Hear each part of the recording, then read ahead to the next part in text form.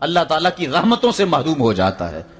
حضرت ابو ہریرہ رضی اللہ تعالیٰ عنہ جب بھی ہاتھ اٹھاتے تھے تو یہ دعا کرتے تھے، اللہم اغفر لابی ہریرہ ولأمی ولمن استغفر لہما، اے اللہ ابو ہریرہ کو بخش دے، حضرت ابو ہریرہ کی ماں کو بخش دے، اور قیامت تک جو ہم دونوں کے لیے بخشش کی دعا کرے اس کو بھی بخش دے۔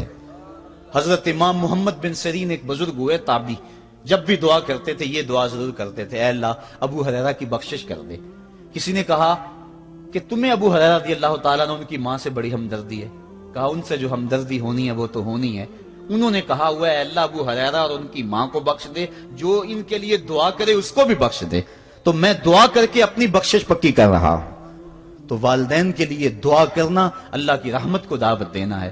تو فرمایا کہ جاؤ اویس بن عامر کو جانا اور جا کے اس کو میری امت کے لیے دعا کا کہنا۔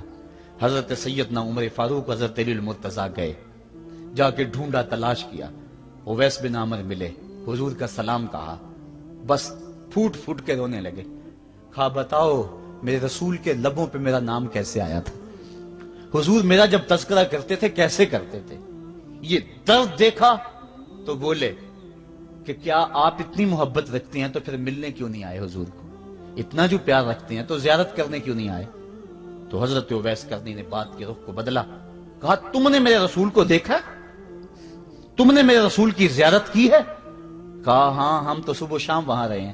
کہا پھر بتاؤ حضور کے یہ ابرو جڑے ہوئے تھے یا کھلے ہوئے تھے؟ اب دونوں حیران ہو گئے۔ کہا تم نے تو دیکھا، میں نے تو دیکھا نہیں، تم بتاؤ نا، پھر میں تو گیا نہیں، مجھے کہتے ہو گیا نہیں، تم بتاؤ حضور کے ابرو جڑے ہوئے تھے یا کھلے ہوئے تھے؟ حیران ہیں۔ کہا حضور آپ ہی بتلائیے۔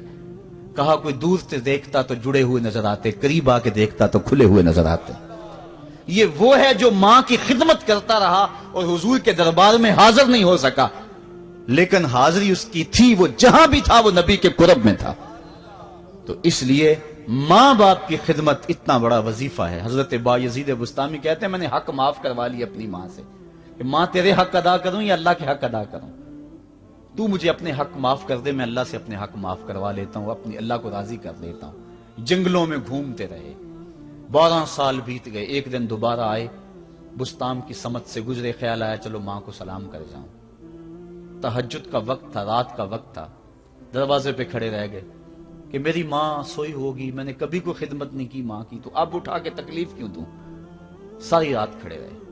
جب تہجد کا وقت گزرا تو نالی سے پانی آیا، سمجھ گئے کہ میری ماں تہجد کے لیے اٹھی ہے، دروازے کے قریب ہو گئے تو ماں نے ہاتھ اٹھا لیے، کہ اللہ میرا بیٹا بایزید تیری طلب میں نکلا ہوا ہے، میں نے اسے اپنے حق معاف کر دیے، تو اس کو اپنا وصال عطا کر دے۔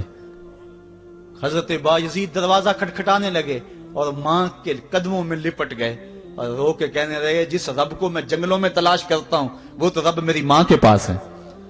تو ماں کی دعاؤں میں اللہ کی رضا ہے، ماں راضی ہو جائے تو سمجھ لو خدا راضی ہے۔